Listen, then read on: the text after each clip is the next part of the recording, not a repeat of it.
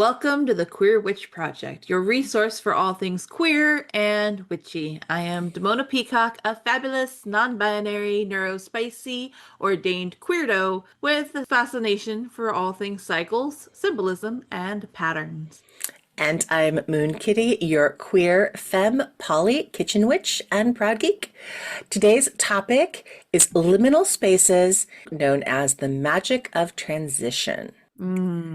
So much to be said. So much to be said. And this is kind of an interesting topic because we think of it's not something you think of as a liminal space. We'll get into that definition and everything else, but there's such a power in this. And this is not an area of magic that I hear a lot about. So we wanted to make sure that we brought this one to you as well. So, with that first question being said, what are liminal spaces and why are they important? Well, it's the spaces in between, of course. Of Um, course. yes. Liminal spaces are some of my favorite spaces. Like, for example, times of day. To me, twilight between daytime and nighttime Hmm. is the evening, the twilight time, or dusk, when the daybreak. Hmm. Those are transitional time frames. They're a liminal space. It's fleeting. Liminal space isn't lasting. It's not long. There's not a longevity to it necessarily. It's a temporary state of being, but there's something to be said about being in that transitional energy in that space, where the sun is either coming or going, or the moon is rising or falling, acknowledging the shifting of time. Other liminal spaces would be like places like a threshold where you're leaving one room and passing into another room or Hmm. building or clearing, so the threshold between like the forest and the meadow, that's a liminal space. What else do you think of when we say liminal spaces? I think of any point where you transition. So a crossroads or a fork in the road. So if you're Mm. coming up to some place and it's like you're going to make a choice where you're going to go, are you going to go left, right, center, whatever opportunities are presented to yourself. But it's that moment of choice where you decide where you're going to go next. What path are you going to take? What is the next step going to lead? So again, the idea of sunset, where it takes you from that moment between afternoon to dusk, from dusk to twilight, from twilight to deep night. There's that transitional phase, and each there is a different energy to it. And the crossroads of like literally an Mhm. intersection. You Mhm. can go to an intersection and be in that threshold, that liminal space, but also, metaphorically, the idea of visiting the crossroads, Hecate at the crossroads, right? Mhm. Of your life. Like, how often does the trajectory or plan of our life end up at a crossroads where we are presented options and we have to make a choice or a decision to forego something for the sake of going in one direction or another, in Mhm. that sense. And I think the magic of the crossroad of the liminal space is pausing there Mhm. and recognizing, instead of just powering through, instead of just being ultra decisive or, incapable of decision. Those are the two extremes, right? You're either just power through it or you can't get through it, but you get stuck there because you can't make a decision. The Mhm. idea of stopping to acknowledge the magic of the Mhm. space that you're in where anything is possible Mhm. because you haven't made that decision yet, because you haven't started on that next path yet, because you can imagine the possibilities in that space. Mhm. And it doesn't have to be grandiose, but it can be. But you can also have that magic of the moment. It's like, hey, I don't know where I'm going. Do I want to decide what do I want for dinner tonight? Can also be a liminal kind of space decision. Do I want to go this route? Do I want to go this route? What do I want? Where is that going to take me? It takes me is going to have a completely different set of possibilities with it. So if I'm going and I'm going to make spaghetti, then it means in my case, I take sauce out of the freezer or something else, or I make a batch of sauce. If I make chicken, that's going to be something different. If I make a vegetarian dish, it's going to be something different. There's going to be different pathways that grow off of it. And it's the idea of the multiverse. If I'm going to get a geek for the moment, it's that idea that every choice, every decision you make has infinite possibilities that could map out to something different. And the choice you make, it may prove a wrong one, but if even a wrong one will still teach you something that you need to know going forward. So it's that idea of just having something in between, I think is very cool. Another really good example is even in like a magical setting in like the moon cycles, because moon cycles shift between, again, that moment of full moon, dark moon, and all the phases in between. We already know that those phases have different magical properties in it. But again, that shifting of when it crests the horizon or when it sets on the horizon, the Hmm. different liminal magic that happens in those moments in between. Liminal lunar magic. Hmm. I was also going to say your reference to figuring out what you're going to eat for dinner is very kitchen witch of you Hmm. to bring up as example. But also, you called it like a little thing, like choosing what's for dinner. I feel like that might actually be the epitome of liminal space, is trying to figure out, especially if you've reached that point of like food apathy, of like, I don't care. I know I need to eat, but I don't know what I want. Hmm. I don't want to cook, or, like that whole what to feed yourself sometimes can Hmm. be quite a crossroads. Hmm. So with liminal, that's what liminal space is. Well, what do we mean then by liminal magic? Well, again, it's acknowledging that there is a magic in that moment of being in the in between and harnessing that magic for, whatever your purpose is. So it could be something as simple as pausing at a threshold as you're entering a building or exiting a building, and just like taking a breath and harnessing that power of, that transitional energy of like, yes, I can shift gears. I can go from this to that. I can transverse into, the possibilities. I can imagine the multiverse. I can imagine what's possible. I think a lot of magic in and of itself Hmm. is a liminal Hmm. transitional magic. Yeah, no, absolutely. A lot of the magical practices we deal with the liminal, even if we're not acknowledging or consciously recognizing that they're working in the liminal. Because again, almost every bit of magic that we're doing will have some sort of transference of state from what it is to what the intention is going to be. And that transference is in the liminal. I always think of like the mycelium network as it lives in the liminal, in that space where,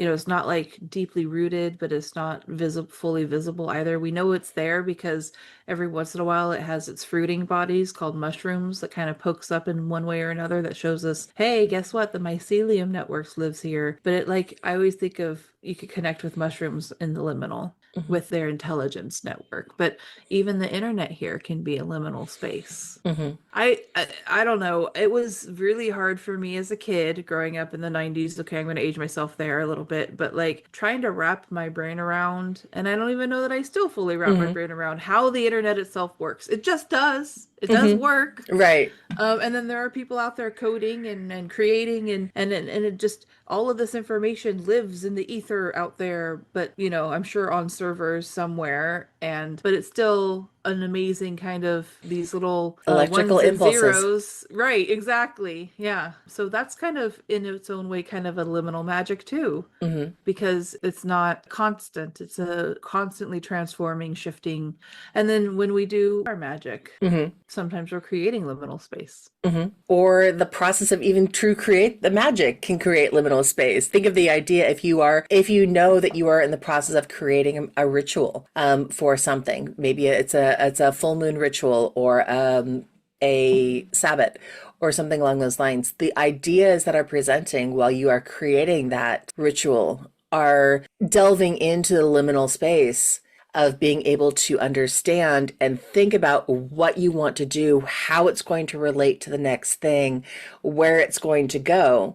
And then when you actually do the ritual, that creates a different kind of liminal space that actually does the working in process. So it's really about, we work in these spaces all the time without having words for it Mm-hmm. sometimes. Mm-hmm. And sometimes it's being open to being guided when you're not sure, when you are asking a deity or an ancestor or some sort of elemental spirit or something for guidance, even like the practical idea of divination is Right. working in the liminal space. It's really That cool. one other thing about the magic of the liminal space is getting comfortable with the unknown. A lot of people don't like the unknown. They want to know, they want to understand, they want to make a plan, they want to move forward. But being comfortable with the unknown, getting comfortable with the unknown. It's okay to be uncomfortable with it, but Hmm. get comfortable with it. Get into the unknown. But you do have to get into the unknown sometimes. Hmm. Yeah, I mean, to experience what the possibilities are. There are possibilities you haven't considered. When we consult the cards, when we ask Hmm. tarot for inspiration, Sometimes you have a reason, you have something you want to ask, you want some kind of flavor of guidance, whether it's in your relationship or your career or Mm-hmm. how you're going to retire or whatever it is, the life of your child or something, you seek some kind of inspiration, inspirited, inspired, Mm-hmm. or open to something that you haven't already thought of. Although sometimes tarot also will just tell you things that you already know, Mm-hmm. but being open to hearing something that you haven't already thought of, that's a liminal space. New ideas, letting Mm-hmm. new ideas come in, letting guidance come in, sitting in that this is, I know what the problem is, but I don't know what the solution is, and seeking out the possibilities of solutions before you choose one, Mm-hmm. or guidance or direction, whatever it is that you're seeking, and letting that come from a spiritual place. Maybe it is coming from you on some subconscious, semi-conscious, higher consciousness level. You have to make space for that to listen to yourself. It could be like really just sitting down and saying, what is it that I'm really thinking? Mm-hmm. What am I afraid to say? What is it going on in the background that's kind of like I'm kind of pushing it down? What am I afraid to know? Mm-hmm. No, I agree. It's the ideas of letting things up and making space for what's coming and being open to the answer is also its own kind of challenge because we want to know the answer. And sometimes the answer that comes to us is not the one we want to hear. That And happens. that happens a lot, actually. Yep. And it's being open to listening to why. And then it's not what I want to hear. So why? Why is it not what I want to hear? Is it something that's A, it's going to cause me more energy to do something? Why is it triggering to me? Why is it causing a negative reaction when you run into those kind of those negative setbacks, and what is it drawing inside of you that you need to work on for a shadow work aspect or something else that illuminates part of your psyche that needs attention? I sometimes know something in my intuition that I don't want to, Mm-hmm. like, you kind of know too much and you know that you kind of have to move on from something or let the situation go that's not working. And it's like, but I don't want to, but like, I know I have to. And Mm-hmm. it's always that that's kind of a dance with yourself. It can be a dance convincing yourself that on some level you know that this thing isn't sustainable and that you deserve better or that you need to move on. And you have to sometimes get yourself past that, but I don't want Mm-hmm. to follow that guidance that you're given. And the best part is that there's always a reason that you're never going to know until you take that time to enter that transitional period. Mm-hmm. Exactly. Even if it's not, I don't want to, but why is this making me angry? Mm, Why is this yeah. making me sad? What is the cause of it? Am I angry at my partner because they said something because it caused me to feel neglected or feel like they're not listening or paying attention to me or I'm not getting the attention that I need? Or even on a sad portion is why did the actions of someone else make me sad? And again, what is it triggering in me? What is it relating to? Oh, breaking things down. And you and I know, both being in polyamorous relationships, this is something you have to do on a regular basis if you are dealing with multiple partners and multiple people in your life. Is you've got it's not that there's that jealousy doesn't exist or anything like that, but you have to have the conversations with yourself about why you are feeling the way you are feeling, why someone else's challenges or emotions are how they're reflecting on you and how you're dealing with the kind of process. And it's a little bit out of the way, but again, a lot of that emotion itself, I would say, is in the liminal because it does come and it goes and it can transition into something else very quickly and very easily. Yeah, I saw that kind of, this is a side tangent, but I saw Mhm. recently somebody talking about the difference between emotions and feelings, and I was like, Mm. wow, I never thought of it that way. But emotions are like, more related to patterns of why Hmm. we feel the way we do, and then the feelings is like, where do you feel it in your body? What are you feeling in your body? So you're relating it back to the physicalness of it, because I can be feeling jittery in my body, and the emotion that's attached to that can be anxiety, Hmm. if that makes sense. So, I mean, but yes, I do think emotions are liminal and we're meant to move through them, Hmm. not sit in them. Hmm. So again, they're supposed to be transitory. And speaking of transitional energies, it also wants me, this brings me to bringing up how this all applies to us in queer spaces. As Absolutely. queer witchy folk, I believe that queer people on so many levels have access to the magical energy of the liminal, of the transitory, of that magic, that vibe of not having to be in the binary, not having to be defined by this or that, but being aware of the spectrums of things and being aware that you can mix a little bit of this with a little bit of that and being in Hmm. the in-between energy, whether that's with sexuality or gender expressions or the way you identify in the world. There's a richness to seeing our genders and our sexualities as also very empowered by liminal space and liminal Hmm. magic, liminal energy. The fluidity of all of that. Right. And, I think some of the most magical people are those who are willing to transition because they know that's what's right for them. I think that taps them into such a powerful magic, the magic of authenticity, the power of knowing yourself Hmm. despite all odds and harnessing that and, teaching the world that you exist and that you're not going away and just because somebody's made uncomfortable by thinking outside of a freaking box Hmm. that we don't belong in anyway. My personal philosophy has always been that there is masculine energy, there is feminine energy, and there is neutral energy, and can be conduits for any and either or Hmm. of whatever combination.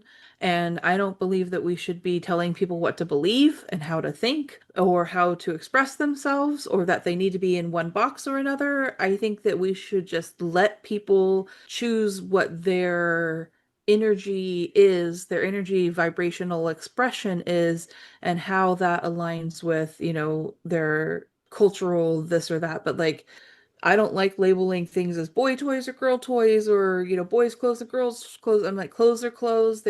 Fashion's fashion. And I love fabulousness all across the board. And I don't think gender defines who gets to feel good, look good, Hmm. express themselves, be artistic. And I just think such a very powerful energy to be like, you know what, the world told me that I was born this way, so I should channel feminine energy, but I was born to channel masculine energy, and that's what I'm going to do.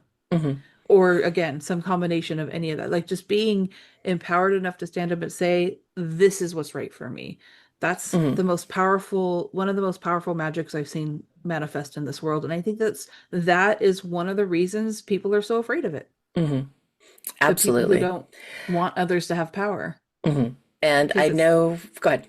Yeah, I mean, it was just like it's just because it could be so empowering, and they don't want that. Empowering, but also, again, that comes with its own set of terrifying. Again, neither you or I consider ourselves trans by any means, and forgive me if I'm saying this wrong. We don't identify on the trans spectrum, but both of our partners do. And so we, And my or, best friend, like yeah, yeah, I have a lot of trans people in my life, mhm, and even though I don't say I have not transitioned myself, I do have an interesting relationship. Like I said, with the energy thing, mhm, but also on a hormonal level, I have a condition that means that my body, which, TMI for anybody who doesn't really need mhm, to know, but assigned female at birth, but hormonally I produce more testosterone than your average female body should or does. So hormonally I've always seen myself as non-binary, mhm. um, which is in the trans umbrella. And that's also another thing that I wanted to talk about at some point. Okay. No, absolutely. And I did not mean to Yeah, offend. I no. was totally trying to just It's a, kind of find the right way to transition right.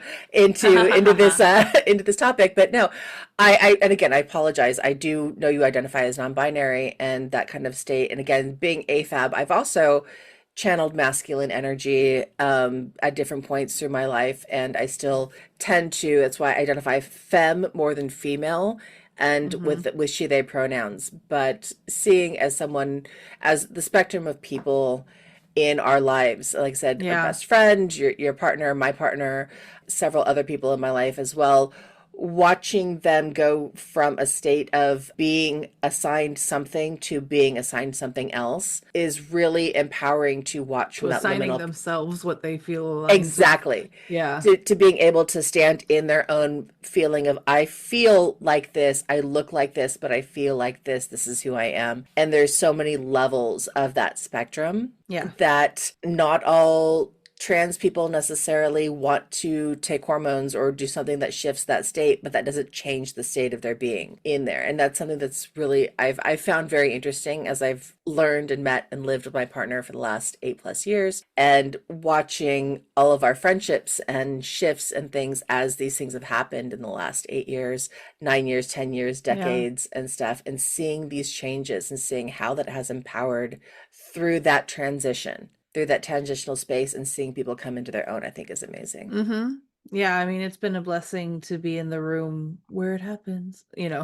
Yes. Sorry about it. Break into song all the time, can't help it. But to be in the room to witness that process of self-actualization, of Hmm. self-realization for somebody that you love and also for yourself. And, Hmm. you know, it just, but the other thing, which kind of transitioning again into Hmm. another topic, is we actually got a really cool email from one of our listeners who was explaining in this beautiful, like she was telling us her story. One of the points that she made is that the I in LGBTQIA2S plus doesn't get talked about as much Hmm. as, and if you really want to be a great ally, a great queer person, a great human, it's time that we start educating ourselves and going a little bit beyond our little like middle school understanding of biology, of, you know, XX and XY chromosomes being Hmm. biologically this or biologically that, and realizing the intersex is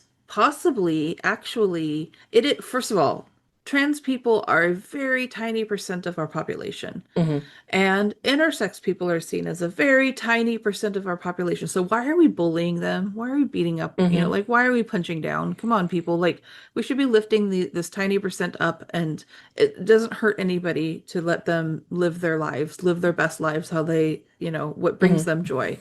But I think the existence of people who are on some level intersexed is higher than we think exists, Hmm. because Absolutely. it's not being talked about, it's not being as studied in the past. And one of this amazing listener, she gave us all kinds of links. She sent me a link to a site that does interviews of queer elders. Her name is Veronica, and we're going to share some of in the description for this Hmm. podcast. We're going Yes. to share some of these amazing links that she shared with us. But like, she was born intersexed, and she told us that she did give us permission to share her story a little bit, but Hmm. she had surgery as an infant to fix right Hmm. that condition, and then she was never told. She was raised in a Christian fundamentalist kind of environment, and like, you know, they very suppressed the gender queerness that came out later. And she was bullied, of course, and her body wanted,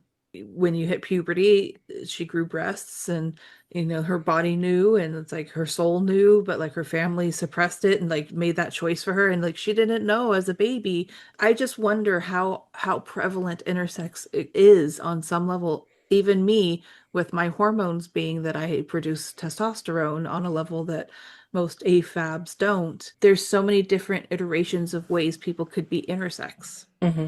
And I think that you're right in the sense that, especially in the era that we grew up in, the era that of prior generations before, it was not acceptable. So a choice was made for you before you had the option, and you didn't know. I think there probably is a great portion of people who are our age or older who don't know. The goal and the hope is that as more generations become aware, this will be a lesser thing, lesser in the sense that there won't be this stigma around making a choice for a child and letting Right. them be who they're going to be, regardless of the need to classify them into boy or girl. And believing a child when they tell you that they know Hmm. who they are. Yeah. Like, it's not about other people choosing this for them or influencing them. Let the child figure it out and then believe them when they tell you. Hmm. because that has happened so often. And I just think it's important to not be, to let the kids Hmm. be in that liminal space of figuring themselves out too, Hmm. allowing for that liminal space, allowing for the possibilities, even when it comes to gender expression and gender Hmm. identity. So back to the idea of like we don't talk about the intersex stuff. We Hmm. need to educate ourselves better. We need the world to understand, intersex exists. But I have now known two people who have transitioned in their lives who then later on had gotten testing done to find out that they are intersex. Hmm. So, like, have you ever thought about getting that tested? Like, genetically tested? Like, I haven't. I haven't either, but I think a lot of people don't question that. Hmm. And I wonder what if that was something that we all that was more normal to do, to be like, oh, let's do a genetic testing to see if any kind of expression of intersex exists in your genetic makeup or I think it would maybe humanize, quantify that we're not really meant to be putting people in these very stiff Hmm. ideas of what gender is. I just want whatever it is that we need, whatever scientific proof we need to show that it really is a spectrum. Hmm. And, while there can be some extremes, most people exist somewhere in the liminal. Hmm. I fully agree.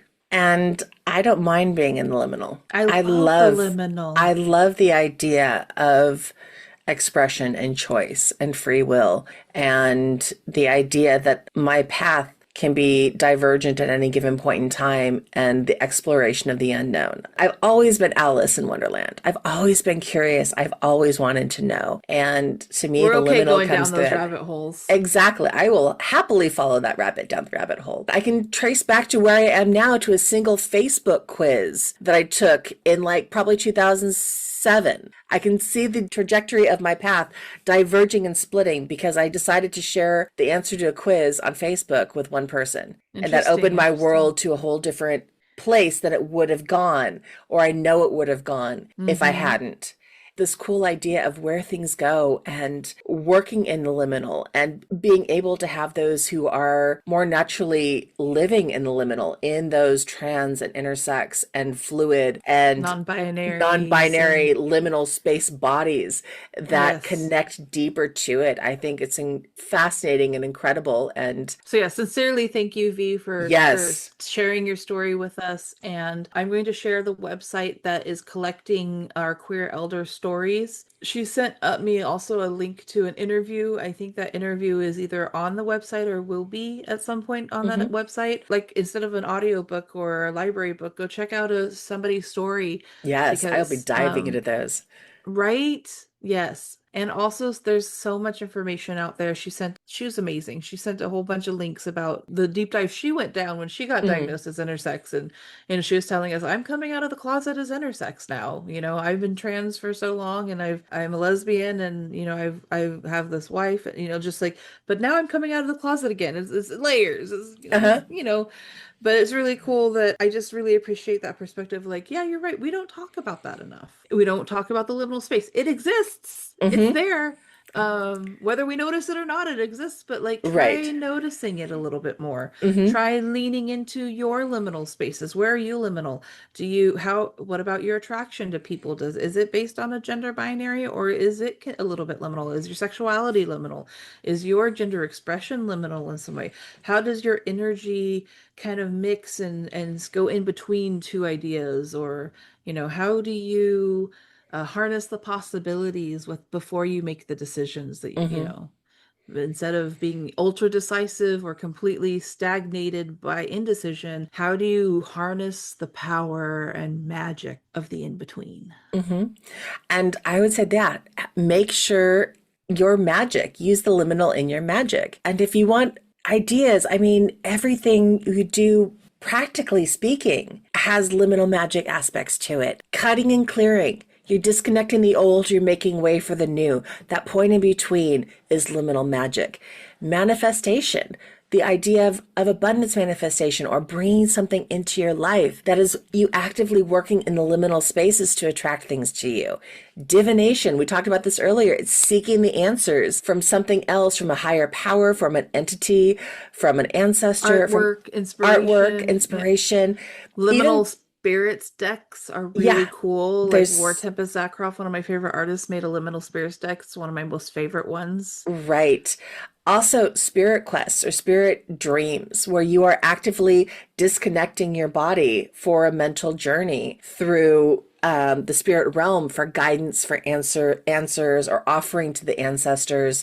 All those kinds of things. If you've done any sort of spirit journey, that's also dealing and working in liminal. So you've Mm-hmm. got the power and the magic in it. You've It's got the power. Yes, but by acknowledging that liminal space that you're working in will boost your magic and the effects of it. And Mm-hmm. that is the cool thing about the idea of transition magic. And if you are a trans listener, just know that I think you're one of the most magic people on this earth, and we are grateful that you exist. And keep on keeping on, and I will fight for your right to Absolutely. hold that power in this world. So Absolutely. Every we every love single you. time. Yeah. So much love.